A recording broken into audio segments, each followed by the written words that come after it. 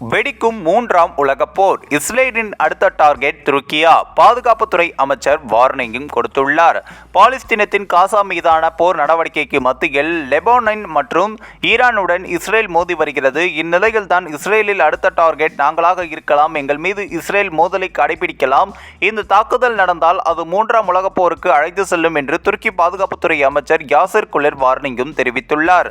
பாலஸ்தீனத்தின் கசாவில் Hamas அமைப்புக்கு எதிராக Israel போர் நடத்தி வருகிறது. இந்த போருக்கு பதிலடியாக தாக்குதல் நடத்தும் அண்டை நாடான லெபனானில் ஹிஸ்புல்லா அமைப்புக்கு எதிராகவும் இஸ்ரேல் வான்வெளி தாக்குதல் நடத்தி வருகிறது.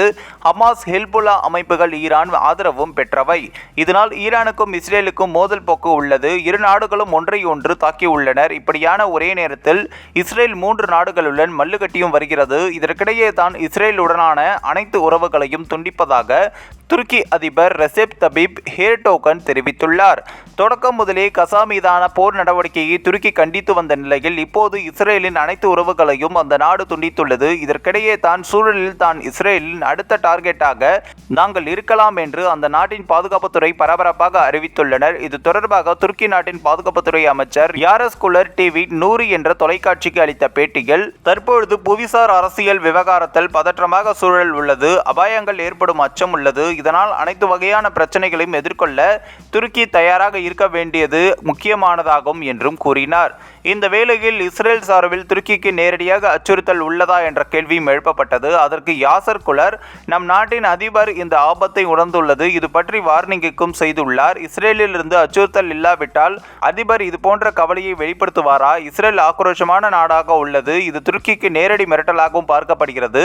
மேலும் துருக்கி மீது தாக்குதல் நடத்துவதற்கான ஹிண்டை தந்துள்ளது. இந்த தாக்குதலில் நடந்துள்ளதால் உலகளாவிய மோதலுக்கு ஏற்படும். அதோடு மூன்றாம் உலகப் போருக்கு இது வித்திடவும் வாய்ப்புள்ளது.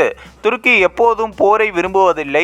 ஆனாலும் விழிப்புடன் இருந்து தீவிரவாத செயல்களுக்கு பதிலடி கொடுக்க தயாராக இருக்க வேண்டும். ஏனென்றால் துருக்கி நாட்டின் பாதுகாப்புக்கு நாங்கள் தான் பொறுப்பு என்றார். துருக்கி பாதுகாப்புத்துறை அமைச்சர் யாசர் குலரின் இந்த அறிவிப்புக்கு பின்னணியில் முக்கிய காரணம் ஒன்றும் உள்ளது. அதாவது கசா போரை எதிர்த்து தாக்குதல் நடத்திய லெபனானின் ஹிஸ்புல்லா மற்றும் ஈரான் மீது இஸ்ரேல் தாக்குதல் நடத்தியுள்ளது. அதேபோல் சிரியா தலைநகர் டமாஸ்கஸில் உள்ள ஜிகாதியின் தலைமையகம் மற்றும் இராணுவ கட்டடங்கள் மீது இஸ்ரேல் தாக்குதல் நடத்தப்பட்டுள்ளது. தற்பொழுது துருக்கியும் கசா போர் நடவடிக்கையை கண்டித்து இஸ்ரேலுடன் உறவை துண்டித்துள்ளது. இதனால் இஸ்ரேல் கோபம் கொண்டு தாக்குதல் நடத்தலாம் என்று அந்த நாட்டு பாதுகாப்புத்துறை அமைச்சர் யார் குலர் தெரிவித்துள்ளார் என்பது குறிப்பிடத்தக்கது.